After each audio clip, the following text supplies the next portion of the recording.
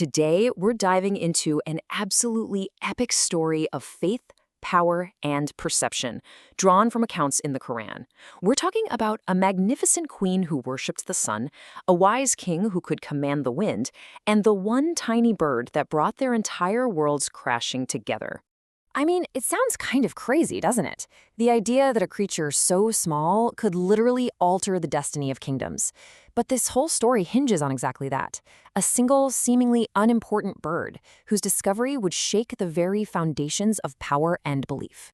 So on one side, you've got Queen Bilqis of Saba. She's a ruler with immense wealth and influence. And she and her people, well, they bowed down to the sun. And on the other side, you have King Solomon, a prophet who was given this unbelievable power by God, not just over people, but over jinns and even the forces of nature itself. Their worlds were completely separate until one fateful day. And our story kicks off, not in some grand palace or on a battlefield, but during a military review, of all places. That's where King Solomon notices someone pretty important is missing from his ranks. Okay, just stop and think about the sheer scale of Solomon's command here. He's reviewing this massive army of men, jinns, and birds, and yet he clocks that one specific bird, the hoopoe, is missing. His reaction is severe, which just goes to show how serious this was. I mean, the stakes for this little bird could not possibly be higher.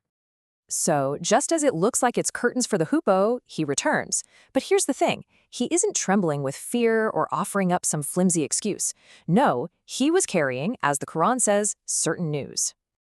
And what was this certain news? Well, the hoopoe had flown way, way beyond Solomon's kingdom and had stumbled upon the kingdom of Saba, this land of incredible wealth and power in what we now call Yemen. The hoopoe tells Solomon all about this powerful queen, Bilqis, who had this magnificent throne and pretty much everything a kingdom could ever want. But here's the real bombshell, the crucial point. This incredible, advanced civilization was worshiping the sun instead of the one who created it. So Solomon, after making sure the bird's story checks out, doesn't round up his armies. Nope. Instead, he sends a letter. It was short, it was direct, and it was incredibly powerful. It wasn't a declaration of war. It was an invitation to a higher truth, a command to leave arrogance behind and submit to the one true God. The ball was now in the queen's court. Now, faced with this undeniable show of authority, Queen Bilqis didn't respond with anger or fear. She responded with wisdom. She came up with a test to figure out just who she was dealing with. The first thing she does, she gets her advisors together. She knew that invading kings often brought nothing but ruin. So she really needed to know, was this Solomon just another conqueror who was hungry for gold, or was he something else entirely? A true prophet of God? She came up with a really clever test to find out. Her test was so simple, but absolutely brilliant. She sent an envoy with this lavish gift of gold and precious jewels. Her thinking was, if Solomon was just another king, he'd be dazzled by the wealth and she could probably buy him off. But if he was a prophet, well, all the riches in the world would mean nothing to him. And Solomon's response? Oh, it was definitive. He rejected the gift, just flat out. He wasn't insulted. He basically just laid out the truth. The spiritual wealth and kingdom given to him by God were infinitely better than any material treasures she could ever offer. And just like that, test over. She now knew he was no ordinary king. Okay, so Bilqis realizes she has to meet this man in person, so she starts the journey to his kingdom. But Solomon wanted to show her a sign of God's power that would make any worldly wonder she'd ever seen look like a child's toy. He turns to his whole assembly and throws out this absolutely impossible challenge. Bring Queen Bilqis's magnificent throne from her palace in Saba all the way to his court right now. A powerful jinn pipes up and says he can do it in just a few hours. But then someone who had knowledge from the scripture makes an even crazier claim. I can do it in the blink of an eye. And you know what?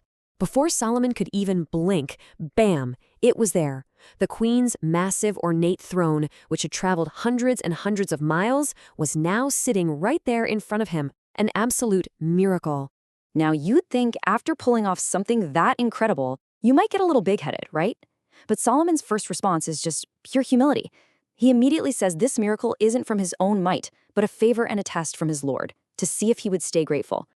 So when Queen Bilqis finally arrived, she was first tested with her own throne, which, by the way, she cleverly identified.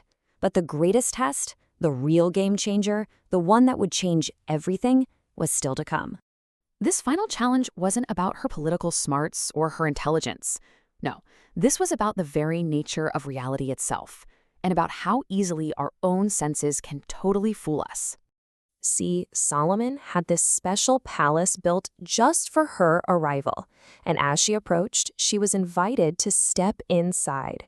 Okay, try to put yourself in her shoes for a second. The floor of the palace is shimmering and glistening so perfectly that she's completely convinced it's a deep pool of water.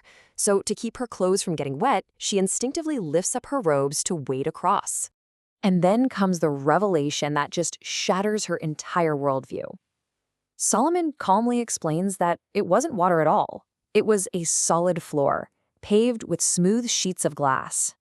And in that one moment, Bilqis realized, if her own eyes could be so easily fooled by a palace floor, how on earth could she trust them when it came to worshiping the sun? You know, this wasn't a moment of humiliation for her. Not at all. It was a moment of profound enlightenment. It was the final piece of the puzzle that led not to a military defeat, but to a total spiritual victory. Completely overwhelmed by the evidence of a power so far beyond any earthly king and a reality far deeper than what her eyes could see, Queen Bilqis made her declaration. She acknowledged her past mistakes and submitted completely. And notice, she submits with Solomon, not to him, but to Allah, the Lord of all creation. And that leaves us with a final thought to chew on. The queen's entire journey began because she was willing to question what she thought she saw and believed. It really makes you wonder, doesn't it?